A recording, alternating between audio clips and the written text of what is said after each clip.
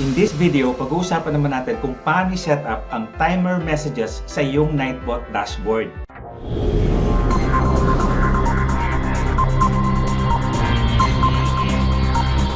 If you want to unlock the secrets to your online success, watch the video and don't forget to subscribe. Hi guys, Eric Melchor here, and if you're one of my subscribers, thank you and I appreciate you. But if you're new to my channel, try to consider subscribing if you find this helpful. By the way, this is part of the video playlist na ginawa ko about Nightbot. You can check on the card above or you can simply visit my playlist. So kung ready ka na, let's dive in! Okay, so nandito na tayo sa aking computer screen. So from the browser, type nyo lang yung nightbot.tv. So kahit sa cellphone, kahit cellphone yung gamit nyo, sa browser nyo kung gumagamit kayo ng Chrome, so pwede nyo i-type yung nightbot.tv. Okay, so make sure na ito yung lalabas, yung nightbot.tv. Ito yung kanyang platform. Click nyo lang yung login or pwede ring sign up. Either login or sign up. And then you have two options, login with Twitch or login with YouTube. But of course, YouTube ang gamit natin, so login with YouTube. Naka two-factor authentication lang ako, so click ko lang tong yes para maka-login ako. Okay, so make sure lang na mag-login kayo dun sa Gmail account nyo, nakakonect sa YouTube. Choose an account. Ito, i-allow lang natin. Okay, nasa dashboard na tayo ni Nightbot. Mapapansin nyo, dito sa right side, click nyo yung join channel. So kung hindi pa kayo naka-join, click nyo yung join channel. Okay, sabi rito, Nightbot is now joining your channel. So, gawin natin, sabi rito, head to your community settings. Mamaya puntahan natin yan. And itong number 2, click lang natin to, yung enter itong URL. So, click lang natin to, i-highlight lang natin to. And then copy, right click, copy. And then, ang gagawin natin is pupunta tayo sa ating YouTube channel, YouTube account. Okay, from your channel, punta lang kayo rito. Click nyo to, picture nyo. And then go to YouTube Studio. From your YouTube Studio, click nyo lang itong sa baba itong settings. Okay, from the settings, hanapin nyo rito yung community. So, makita nyo itong community. Click nyo lang yung community. Okay, from the community, punta kayo rito sa moderators. So, dito sa moderators, i-paste nyo yung kinapi nyo kanina. Pag-paste, then enter. And then, pag-paste na, nalagay nyo rito sa dulo, and then enter, and makikita nyo, Nightbot. So, click nyo tong Nightbot. So, kung makikita nyo, lumabas na si Nightbot as one of your moderators. And then, click Save. Once na save na, punta kayo ulit sa dashboard ng Nightbot. Okay, you can close this one.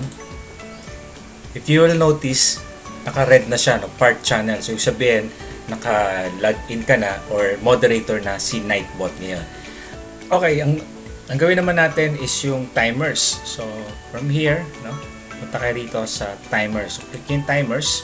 So, ano tong timers na to? So, ito yung mga messages na at a certain time, like let's say, after 30 minutes during a live stream, after 20, after an hour. So, may magpa-pop out or may magme-message si Nightbot na kung ano yung gusto mong sabihin sa kanila. So, pwede mong sabihin kung meron kang mga announcement, kung meron kang gustong i-promote na mga videos mo. So, doon mo siya ilalagay. Or if you want also, kung gusto mo bisitahin yung mga channel ng mga guest mo, may mga speakers, may mga guest speakers ka, dito sa timers na to, pwede kang mag-add ng message para at least after let's say 20, 30, 40 minutes magpa-pop out yun, magme-message si Nightbot being the moderator para i-remind sila dun sa gusto mong sabihin sa kanila. Okay? Gawa tayo. So click nyo lang dito from the timers, click nyo lang yung add. So dito sa name, okay, name, kahit anong name ang ilagay nyo rito, just wala namang bearing to. Parang to remind you lang kung ano yung message na yon. So like for instance, may ginawa ko, gusto ko mag-follow yung mga subscribers ko or yung mga viewers ko, tatype ko lang dito is follow. Okay. And then yung message, okay, so yung sabihin yan, I want people to check out or to subscribe to my channel kung bago lang sila. Okay. So ano yung message? So sabi ko dito, so type nyo lang don't forget to follow if you like this content.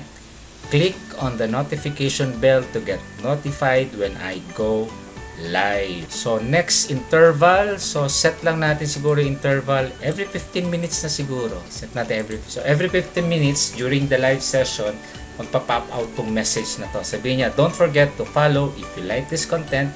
Click on the notification bell to get notified when I go live. And then sa chat lines sabihin, pagka may nag-message ng dalawa, no? And lumampas na yung 15 seconds, let's say may dalawang nag-message or dalawang nag-comment, lumampas na yung 15 seconds, automatic, lalabas to message mo. Okay, pwede mo siyang iset ng 2 lines up to 100 lines. So, depende sa haba, sa dami ng subscribers mo or sa dami ng audience mo. Nasa sa'yo kung paano mo siya i-design. So, halimbawa na lang, ako hindi naman kasi ganun karami siguro yung mga mag-chat.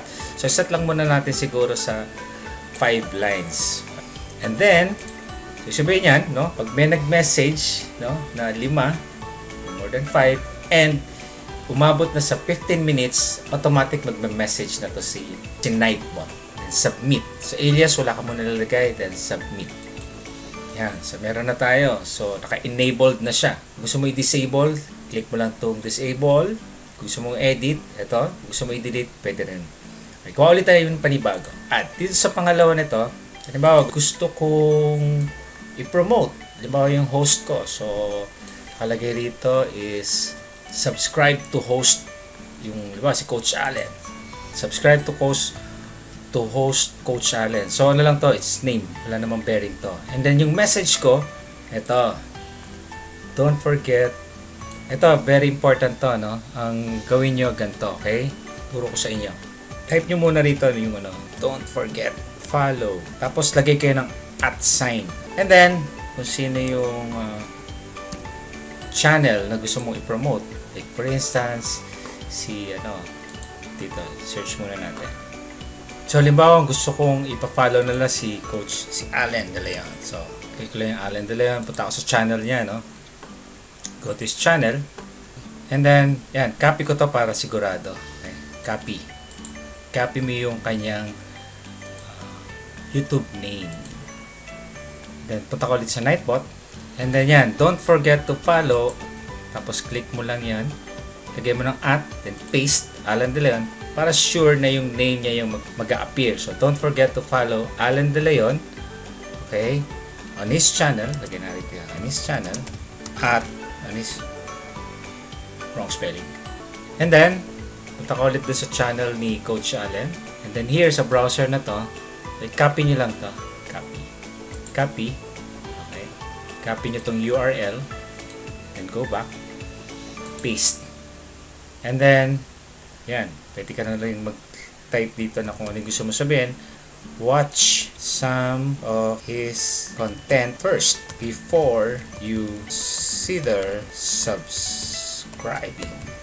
Ayoko naman kasi siyempre na mag-subscribe yung mga tao without knowing the person, without knowing his content. Kasi masasayang lang din naman din kung hindi niya gusto tapos magsa-subscribe. Check niya muna yung channel kung gusto niya yung mga content or kung valuable yung mga content, and then they can consider subscribing. But I'm not pushing them to subscribe. So, ano ibig sabihin niya? After every 15 minutes, no, yung interval of 15 minutes, and then you have a chat line, let's say sabihin natin 5 na meron nag-chat or nag-message, mag-a-appear itong message na to. Ilalatag din Nightbot, and then click submit.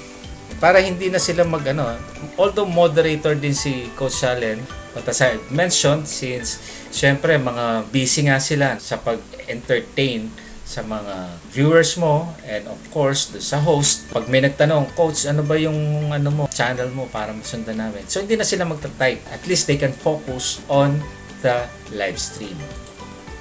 Meron tayong follow, para sa akin yon, no? If they want to follow me, so gusto ko rin din i-promote yung channel ng ating mga co-host, mga host or guest speaker. So ganun lang yung gagawin nyo. Yan, meron na ako, diba, subscribe to Coach Allen. So marami pa kayong pwedeng ilagay. So depende kung gaano kayo ka creative, kung ano yung gusto nyo ilapag dito. So pwede nyo rin, every, let's say, from time to time, every 5, 10, 20, or depende kung gaano kahaba yung live stream nyo, pwede nyo rin ilapag yung mga content mo na valuable, na pwedeng puntahan ng mga viewers mo. So now, let's see kung gagana siya, no? So nag-simulate ako ng live stream. So dapat naka-live siya para mag-work si Nightbot. Let's watch. Dun sa timer, kung mapapansin nyo, may sinet tayo na don't forget to follow Reynold Bascos TV on channel. At ito yung kanyang bahay, right? Yung kanyang channel. So watch some of his content first before you consider subscribing. Yan, pumasok na rin yung don't forget to follow Alan De Leon. So mapapansin nyo, nakalagay yung pangalan niya on his channel at kanyang channel. Watch some of his content first before you consider subscribing. So, and then also, napapansin nyo, naka-timing dito, naka-timer din siya, may timer. Yung nakalagay dito is don't forget to follow if you like this content. Click on the notification bell to get notified when I go live. So, yeah. If you want to know more about Nightbot, you may check out this video or you may jump into this video. Thank you and see you on my next video. Bye!